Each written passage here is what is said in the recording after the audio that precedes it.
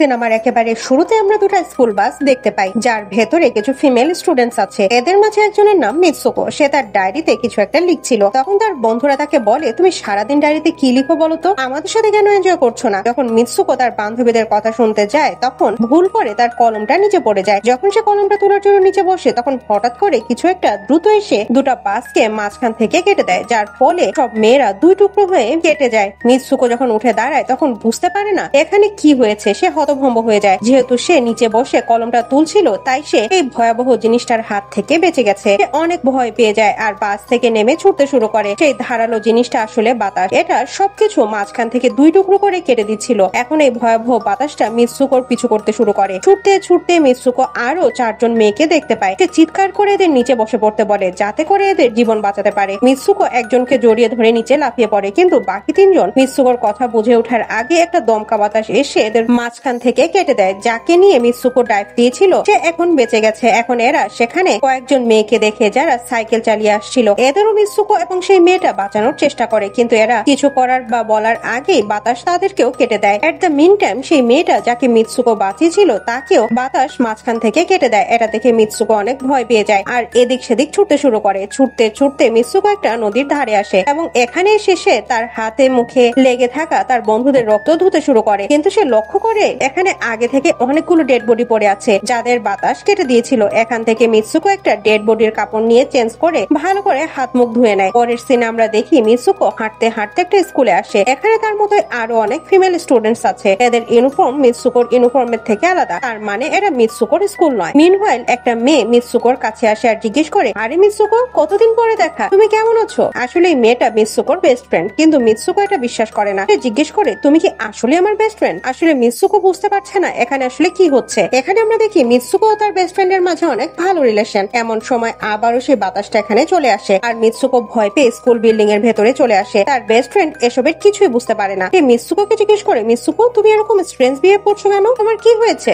উত্তরে মিৎসুকো বলে, আমি জানি না এটা আমার স্বপ্ন নাকি বাস্তব, কিন্তু আমি দেখেছি একটা বাতাস এসে সব মেয়েদের কেটে দিচ্ছে। এটা শুনে তার বেস্ট ফ্রেন্ড তাকে জানালার কাছে নিয়ে আসে আর তার হাত বের করে দেয়। এরপরে বলে, দেখো মিৎসুকো, এটা শুধুমাত্র একটা বাতাস আর কিছুই না, প্রতিদিনের মতোই বাতাস বইছে। এটা দেখে মিৎসুকো কিছুটা শান্ত হয় আর তার কাছে মনে হচ্ছিল হয়তো সে সত্যি স্বপ্ন দেখছে। আফটার দ্যাট মিৎসুকোর বেস্ট ফ্রেন্ড আরো দুটো মেয়েকে ডেকে ক্লাস বাঙ্ক করার প্ল্যান করে। যখন এরা চারজন ক্লাসরুম থেকে বাইরে যাচ্ছিল, তখন এদের টিচার এদের দেখে ফেলে। তাই এরা চারজন এখান থেকে দ্রুত পালিয়ে যায় আর তাদের টিচার পেছনেই রয়ে যায়। এরা চারজন ছুটতে ছুটতে একটা লেকের কাছে আসে। এখানে মিৎসুকোর বেস্ট ফ্রেন্ড বাকি সবাইকে মিৎসুকোর স্বপ্নের ব্যাপারে জানায়। তখন একটা মেয়ে এখান থেকে পালিয়ে যেতে যেতে বলে, হতে পারে মিৎসুকো যা বলছে তা সত্যি, যেমন মিরর ওয়ার্ল্ড এই দুনিয়া থেকে একেবারে অপোজিট, মানে উল্টো হয়। এটা বলে মেয়েটা লেকে একটা পাথর ছুঁড়ে দেয় আর বলে, দেখো এখানে তো আমি পাথর ছুঁড়ে দিলাম, কিন্তু হতে পারে অন্য দুনিয়াতে আমি পাথর ছুঁড়িনি। তখন সাডেনলি একটা কুমির এসে মেয়েটাকে খেয়ে ফেলে। কিন্তু তখন মেয়েটা বলে, দেখো আমি বলেছিলাম না, যা এই দুনিয়াতে হয় সেটা অন্য দুনিয়াতে হয় না, আর যা ওই দুনিয়াতে হচ্ছে এটা এই দুনিয়াতে হবে না। হয়তো মিরর ওয়ার্ল্ডে একে কুমির খেয়ে ফেলেছে আর আমরা এই ওয়ার্ল্ডে বসে এটা শুধু ইমাজিন করলাম। সেই লেকের পাশে আমরা একটা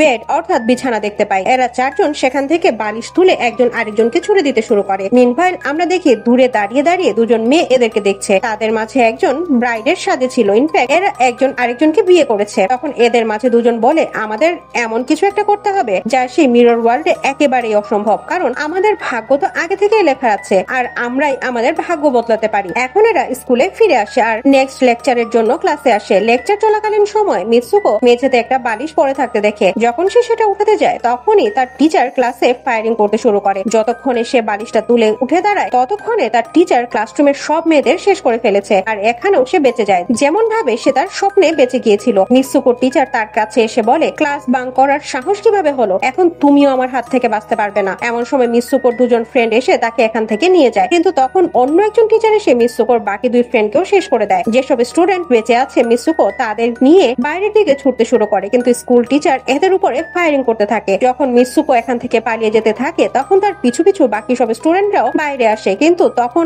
আবারও সেই বাতাসটা এখানে চলে আসে আর সবাইকে মাঝখান থেকে কেটে দেয়। মিৎসুকো আবারও একা হয়ে যায়। সে এখান থেকে উঠে একটা ক্রাউডেড প্লেসে চলে আসে। এরপরে পুলিশ স্টেশনে গিয়ে সে যা যা দেখেছে সবকিছু পুলিশ অফিসারকে জানায়, কিন্তু সিনিয়র পুলিশ অফিসার মিৎসুকোকে বলে তুমি তো স্টুডেন্টের মতো কাপড়ই পরে নেই। এরপর সে তাকে একটা আয়নায় প্রতিবিম্ব দেখায় যেখানে মিৎসুকো নিজের জায়গায় অন্য একজনকে দেখতে পায়, আর তাকে এখানে মিৎসুকো নয় বরং অন্য নামে ডাকছে। এখানে আমরা জানতে পারি এই মেয়েটার বিয়ে হবে, তাই সে পুলিশ অফিসার তাকে নিয়ে চার্চের দিকে যেতে থাকে আর আশেপাশের সবাই তাকে কংগ্রাচুলেট করতে থাকে। যখন এরা চার্চে আসে তখন মিৎসুকোর বেস্ট ফ্রেন্ড এখানে আসে। সে বুঝতে পারে না এখানে আসলে কি হচ্ছে। তখন মিৎসুকোর ফ্রেন্ড বলে এখন চুপ করে থাকো, কোনো কথা বলবে না, শুধু এতটুকু জেনে রাখো আমাদেরকেও কন্ট্রোল করছে, আমি তোমাকে যা বলছি সেভাবেই কাজ করো। এসব বলে সে মিৎসুকোকে ওয়েডিং ড্রেস পরিয়ে দেয় আর বলে তুমি এখন যাও। যখন মিৎসুকো বাইরে আসে তখন সেখানে থাকা সব মেয়েরা তাকে নিয়ে হাসাহাসি করে। তখন তার বেস্ট ফ্রেন্ড এক এক করে সব মেয়েদের মারতে শুরু করে, কিন্তু তারপরেও সব মেয়েরা তাকে বুলি করতে ছাড়ে না। যখন মিৎসুকোর সামনের দিকে এগিয়ে যায় তখন সে দেখে তার রুমের জায়গায় একটা বক্স রাখা আছে, আর যখনই সে বক্সটা খুলে তখন এর ভেতর থেকে একটা ভয়ানক দেখতে শূকর বাইরে আসে। মিৎসুকো এটা দেখে ভয় পেয়ে যায় আর একটা ভাঙা বোতল দিয়ে তার উপরে আক্রমণ করে। এখন মিৎসুকো আর তার বেস্ট ফ্রেন্ড চার্চ থেকে পালিয়ে বাইরে আসে, কিন্তু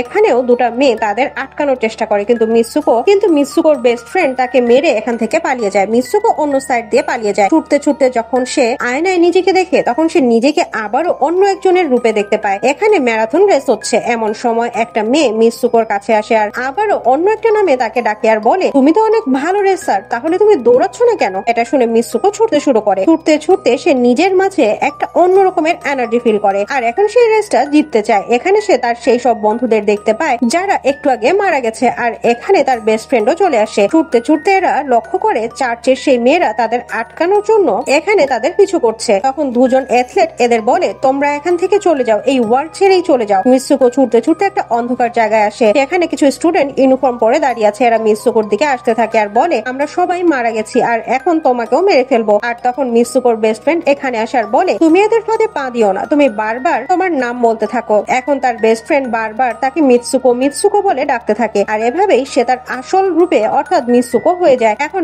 মিৎসুকোর বেস্ট ফ্রেন্ড তার হাতে লাগানো কিছু তার দেখায় আর সে রিকোয়েস্ট করে বলে প্লিজ তুমি তারগুলো ছুটিয়ে দাও যাতে করে আমি এই ওয়ার্ল্ড থেকে মুক্তি পাই। কিন্তু মিৎসুকো ভয় পাচ্ছিল যদি সে এই তারগুলো টেনে বের করে তাহলে হয়তো তার বেস্ট ফ্রেন্ড মারা যাবে। যেহেতু সে তার বেস্ট ফ্রেন্ডকে অনেক ভালোবাসে তাই সেই তারগুলো টানতে চাইছিল না, কিন্তু তখন তার বেস্ট ফ্রেন্ড অনেক ইনসিস্ট করে তাই সে তারগুলো টেনে ছুটিয়ে দেয় আর এর সাথে সাথে তার বেস্ট ফ্রেন্ড দুই ভাগে কেটে যায়। কিন্তু তখন মিৎসুকো একটা এনলাইটেড গেট দেখতে পায়। যখন সে এই দরজাটা দিয়ে বাইরে আসে তখন সে পুরুষে ভরা একটা ওয়ার্ল্ডে চলে আসে আর সে লক্ষ্য করে এখানে তার বড় একটা পোস্টার লাগানো আছে যেটা কিছু ছেলে দাঁড়িয়ে দাঁড়িয়ে দেখছে। তখন একটা ছেলে হেঁটে হেঁটে মিৎসুকোর কাছে আসে আর বলে তুমি ফিউচারে চলে এসেছো। এটা শোনার সাথে সাথে সে অজ্ঞান হয়ে যায়। যখন তার জ্ঞান ফিরে আসে তখন সে উঠে আবারও হাঁটতে শুরু করে। কিছু দূর যাওয়ার পরে মিৎসুকো দেখে একজন বৃদ্ধ লোক একটা ঘরে বসে গেম খেলছে আর এই গেমের ভেতরেই সে সেই সব ক্যারেক্টারকে দেখতে পায় যেগুলো সে একটু আগে নিজের সাথে হতে দেখেছে। সে বৃদ্ধ লোক উঠে মিৎসুকোকে জানায় এই গেমটা আমি বানিয়েছি আর আমি তোমাদের কন্ট্রোল করছি। তুমি তো অনেক আগেই মারা গেছো কিন্তু আমি তোমার ডিএনএ নিয়ে তোমাকে আবারও বানিয়েছি। মিৎসুকো যখন জানতে পারে এটা একটা গেমের ওয়ার্ল্ড তখন তার কাছে মনে হয় সে আবারও তার জগতে ফিরে যেতে পারে। এমন সময় একটা ছেলে এসে মিৎসুকোকে তার কাছে ডাকে। তখন সেই বৃদ্ধ মিৎসুকোকে বলে যাও এই গেমের লাস্ট লেভেল শেষ করে আসো। আর মিৎসুকো ভয়ে ভয়ে সেই ছেলেটার দিকে এগিয়ে যেতে থাকে। সে তার বেস্ট ফ্রেন্ডের বলা কথাগুলো মনে করতে থাকে। আমরা এই ওয়ার্ল্ডে এমন কিছু করি যেটা অন্য ওয়ার্ল্ডে ইম্পসিবল, তাহলে তুমি এই গেম থেকে বের হয়ে আসতে পারবে। আর এর সাথে সাথে মিৎসুকো সেই ছেলেটার গলা চেপে শেষ করে দেওয়ার চেষ্টা করে এবং বলে আমাদের জীবন নিয়ে খেলা বন্ধ করো। এরপরে সে সেই বৃদ্ধের হাত থেকে লাঠিটা তুলে নিয়ে তার পেটে ঢুকিয়ে দেয় যার ফলে মিৎসুকো সেখানেই মারা যায়। বৃদ্ধ কখনো কল্পনা করেনি মিৎসুকো এরকম কিছু করবে। এর ফলে তার ডেস্টিনি চেঞ্জ হয়ে যায়। মিৎসুকো গেম ওয়ার্ল্ডে তো মারা গেছে কিন্তু তার রিয়েল ওয়ার্ল্ডে এখনো জীবিত আছে। এখন আমরা দেখি মিৎসুকোর বাকি যতগুলো ক্যারেক্টার আছে সবাই কোনো না কোনো ভাবে নিজেদের শেষ করে দিচ্ছে। এখন এরা কেউই এই গেমের পার্ট নয়। আমরা মিৎসুকোকে দেখি যে বরফে ঢাকা একটা জায়গায় শুয়ে আছে। এখন সে রিয়েল ওয়ার্ল্ডে ফিরে এসেছে আর সবকিছু শেষ হয়ে গেছে। আমরা দেখি এখানে মিৎসুকো একেবারে সেফ আছে আর এর সাথেই অসাধারণ সিনেমাটা এখানেই শেষ হয়ে যায়।